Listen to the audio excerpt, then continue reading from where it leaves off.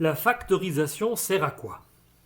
La factorisation sert à plusieurs choses et entre autres à essayer de résoudre des équations d'un degré supérieur à 1. Imaginons que vous deviez résoudre l'équation suivante, x au carré moins 8x est égal à moins 16.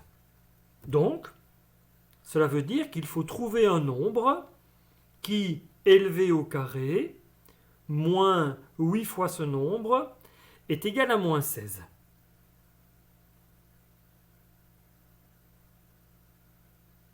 Comment? Je ne sais pas. Imaginons que je remplace le x par 2. Alors, 2 au carré, moins 8 fois 2, ce qui est égal à 4 moins 16, ce qui donne moins 12 comme réponse, mais ce n'est pas moins 16. Raté. Imaginons que je mette à la place de x la valeur moins 2 au carré, moins 8 fois moins 2, ce qui fait 4 plus 16, c'est égal à 20, c'est encore raté. Est-ce que je dois vraiment deviner la réponse? Est-ce qu'il n'y aurait pas une méthode pour trouver cette réponse? Ou ces réponses? Ah bon? Parce qu'il pourrait y avoir plusieurs réponses? Alors, comment va-t-on s'y prendre? Comment va-t-on faire pour essayer de trouver la réponse à ce problème? Pour essayer de trouver la méthode, il faut se mettre deux principes de base en tête. Deux principes que vous connaissez. Le premier, c'est le degré de l'équation donne le nombre de solutions maximum que vous pouvez obtenir. Par exemple, dans cette équation, le plus grand degré, c'est 4.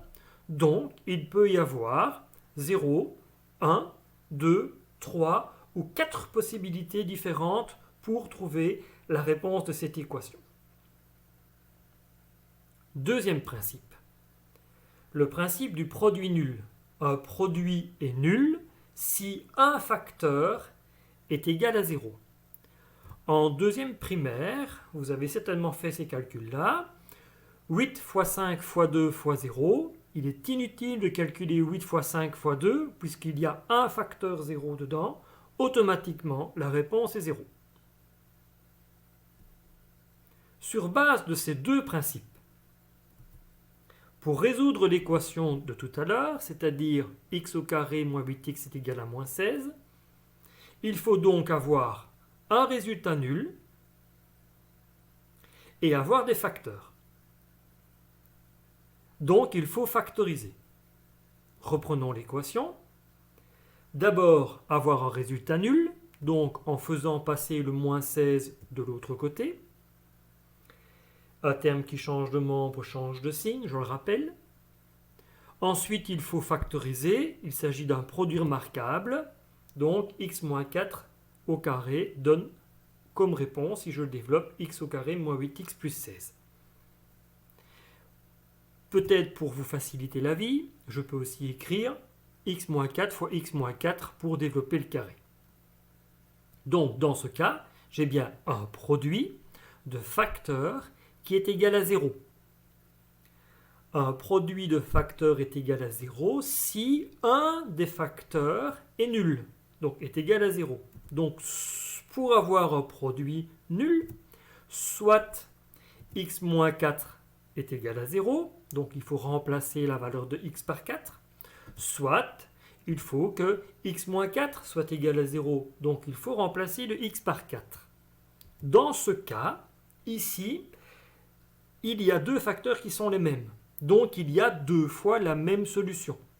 Donc il n'y a qu'une solution pour cette équation qui est le nombre 4. Si je remplace le x par 4, je vais obtenir comme réponse la valeur moins 16.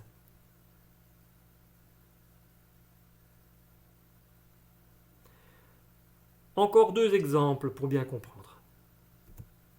Pour cette équation, il faut donc appliquer les deux principes de base. Le premier principe, avoir un résultat nul, pour avoir le produit nul. Le résultat nul, on fait passer 2x au carré et plus 3 dans l'autre membre, donc il change de signe. Ensuite, on réduit, et il s'agit maintenant de factoriser. Pour factoriser, ici, la mise en évidence ne marche pas. Le groupement, je n'ai que 3 termes, donc ce n'est pas possible. Les produits remarquables, je n'ai pas 2 fois des carrés. Et donc, la seule possibilité, si ça fonctionne, c'est les trucs et astuces. En décomposant toujours le terme du milieu par ordre décroissant des exposants. Le terme du milieu, c'est moins 5x. En le décomposant, il faut essayer de décomposer de manière judicieuse, c'est pas facile. Donc ici, l'astuce, c'est de le décomposer en faisant moins 6x plus x, ce qui donne moins 5x. On groupe les deux premiers et les deux derniers.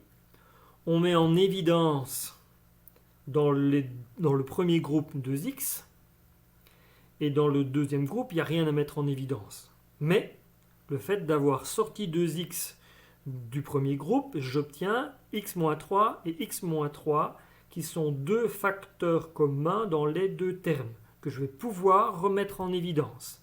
Donc x-3 fois 2x plus 1. J'ai donc bien maintenant un produit de deux facteurs qui est égal à 0. Donc, soit x-3 est égal à 0, donc x est égal à 3, soit 2x plus 1 est égal à 0, et dans ce cas-ci, x doit valoir moins 1,5.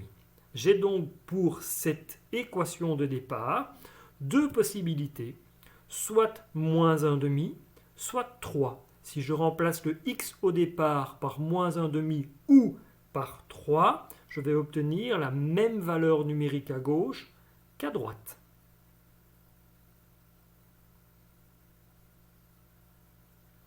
Un dernier exemple. Ici, j'ai déjà le résultat qui est égal à 0.